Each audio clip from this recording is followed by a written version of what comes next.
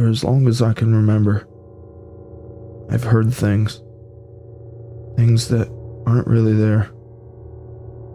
This note is my last resort. Emily, if you find this, I'm so sorry. I wish there was another way. This is the end of the line for me. I don't want to go out like some lunatic. I'm going on my own terms, while I still can. I suppose I should start from the beginning. A long time ago, life was simple for me. All I had to do was go to work and come home to my mediocre life. That all changed one evening when I began to hear them. Voices. It startled me. I jolted out of my seat and rose to my feet. Looking around, I saw nothing but dark rooms in my house, filled with nothing but silence, except for whispers. I lived alone and had no neighbors or pets. Needless to say, I was beyond confused and concerned. I was downright terrified. I began to search the house up and down. I found nothing. But the voices persisted. And it wasn't like it was coming from inside my head. No, these voices sounded very real and very close. Despite this, I couldn't locate the source of them. I expanded my search upstairs and downstairs to the basement. I didn't like going down there. It's always given me the creeps. Regardless, I couldn't leave any stone unturned.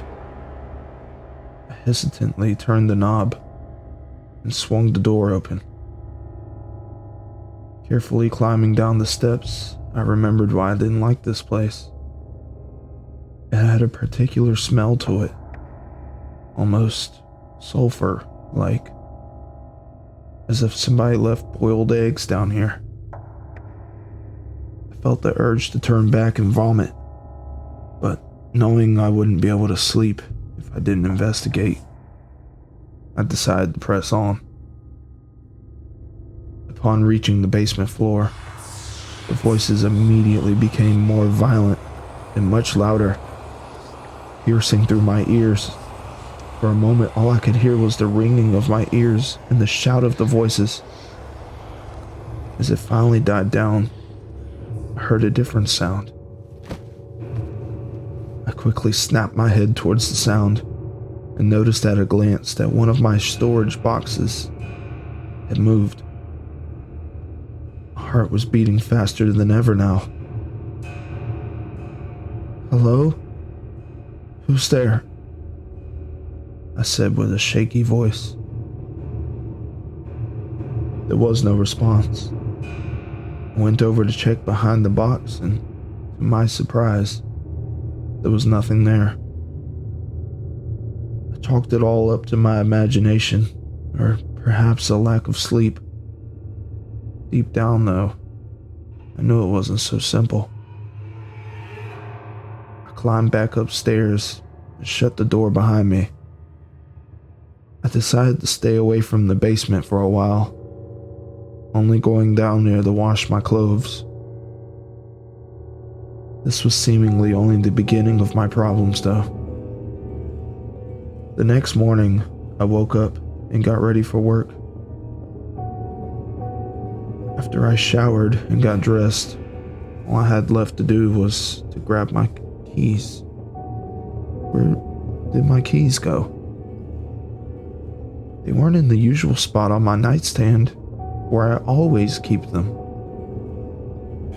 They were missing somehow.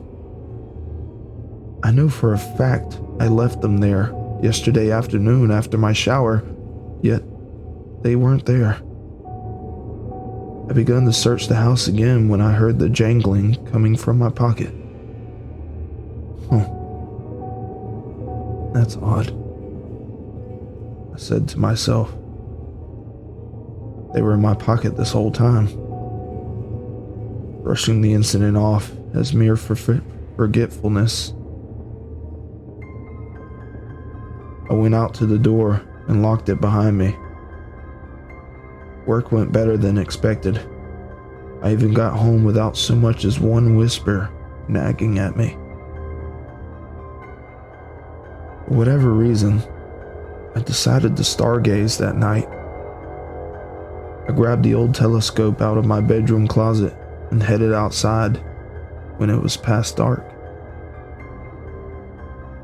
I gazed for hours, taking breaks to really soak in the wonder of it all. Something suddenly started to pull in my mind, telling me to move the telescope towards the right. I could faintly make out a sound. I couldn't tell which direction it came from, but quickly realized it was the whispers again. They were back. They wanted me to see something. Against my better judgment, I obliged. I peered into the telescope and slightly turned it to the right. My blood froze in my veins, and all of the hairs on my body stood up in unison out of sheer terror. I saw eyes in the deep void of space looking back at me. No, that's not possible. Hidden beyond the gargantuan eyes were a set of pearly white teeth, as sharp as little needles, running all across this cosmic being's face that was curled into a grin. It was bigger than any planet known to man, by far. I felt dread wash over me, staring at this thing, unable to move. Frozen in place, stuck looking at this damn thing. Finally, the tug in my head stopped, and the thing slowly crept back into the darkness of space. Snapping out of my trance, I jumped backwards and screamed, landing on my rear in the grass. Shivering in fear and my face covered in tears, I slowly got up on my feet. I then ran inside, locking the door behind me. Now taken over by paranoia, I closed all the blinds and locked all the doors and windows. I fell to my knees and curled into a fetal position. My mind was instantly destroyed by what I just witnessed. All I could think of was those needle-like teeth, impossibly big. The sheer size of the creature was unfathomable. Its evil grin made it all much worse. When I tried to fall asleep at night, I was always met with its haunting face, followed soon after by the whispers. I think it was trying to talk to me. Language in which it spoke seemed ancient and evil. I couldn't understand anything it was saying. Night after night, day after day, the voices followed me around, never giving up, only growing stronger and visiting me more frequently. It was a living nightmare. I went to the doctor, thinking I was developing some mental illness, hoping there was some logical explanation to it all. But no. All good, Jake. I always got the same answer No matter how many times I went back, it was always the same. I was mentally well, but I knew what I was hearing. I wasn't imagining any of it. I was now met with a terrifying truth. There's something out there in the depths of space calling out to me. Knowing I couldn't escape the voices, I decided to listen to them more closely one night as they came crawling into my consciousness. I still couldn't make out what they were saying as I listened intently. They grew louder once more. He is coming. Finally, I heard the voice speak English. He who devours worlds. He who conquers all. He sees you. A chill shot into my spine as those last words were spoken. I trembled and shook uncontrollably as I started to weep.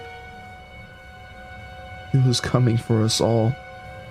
He looks at us hungrily, ready to swallow us whole. Lurking at the edge of the universe. I knew there was only one way out. That is why I'm writing this letter, so that I can warn you before it's too late. There is something out there you couldn't possibly imagine. Something that wants to devour us. I know. It spoke to me. I've seen it. He is coming. And I won't let him get me.